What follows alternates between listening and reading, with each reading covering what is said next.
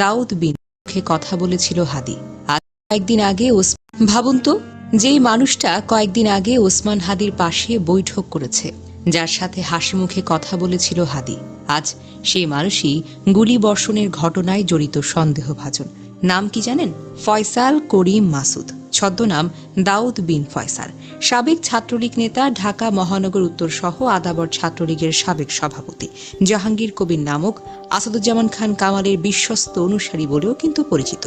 ৯ December বৈঠকের ছবিতে লাল বৃত্ত দেওয়া সেই মানুষটি হাদির ঠিক বাম পাশে বসেছিল। একই ঘর, একই হাসিমাখা পরিবেশ, কিন্তু সে মুখোশে নিচে ছিল খুনির চরিত্র। হাদির পাশে বসা ছিল সেই মানুষটা।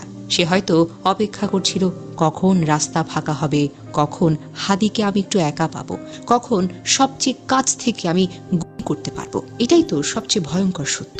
খুনিরা হঠাৎ করে আসে না, তারা আমাদের কাছেই থাকে, আমাদের মধ্যেই থাকে, বন্ধুর মতো, কর্মীর মতো, সমর্থকের মতো, অন্যদের মতোই সাধারণ পোশাকে, সাধারণ চেহারায়।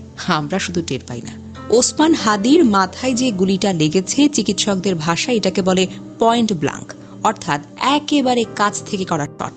এক পাশ দিয়ে ঢুকেছে, অন্য পাশ দিয়ে বেরিয়ে গেছে। এটা কি বার্তা দেয় জানেন? শুধু একটি হত্যার উদ্দেশ্যে নিশ্চিত করা।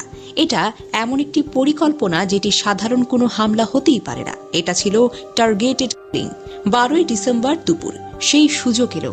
বিজয়নগরের রাস্তায় একটা সাধারণ রিকশায় হাদি যাচ্ছিলেন অজান্তে, পেছনে মোটরসাইকেল, হেলমেটধারী 2 জন। পেছনের লোকটা হয়তো সেই ফয়সালের একটা ছায়া। পিস্তল তুললো, গুলি ছুড়লো খুব কাছ থেকে, মাথায়, ডান কানের ওপর দিয়ে ঢুকলো গুলিটা। শক্ত খুঁড়ি ফুটো করে হাড়ের টুকরো ছিটকে মস্তিষ্কে চিড়ে ফেললো।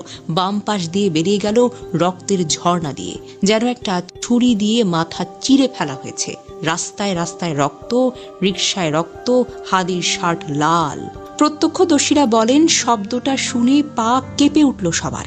এখন হাদি এবার কেয়ারের আইসিইউতে, মাথা খোলা, খুলির হাতটা ফ্রিজে, ধক ধক করছে ব্যান্ডেজের নিচে। ভেন্টিলেটরে শ্বাস, চোখ খোলা, কিন্তু দেখে না। হার্ট রেট ওঠানামা, কখন যে থেমে যাবে কেউ বলতে পারে না। একটা তরুণ জীবন যে গণতন্ত্রের মাটিতে দাঁড়াতে চেয়েছিল, আজ মৃত্যুর পাঁজরে আটকে আছে। কেন বলুন তো? কারণ সে স্বতন্ত্র প্রার্থী হতে চেয়েছিল, ইনকিলাব মঞ্চের মুখপাত্র হয়ে জুলাইয়ের আন্দোলনের স্বপ্ন বয়ে আনতে চেয়েছিল।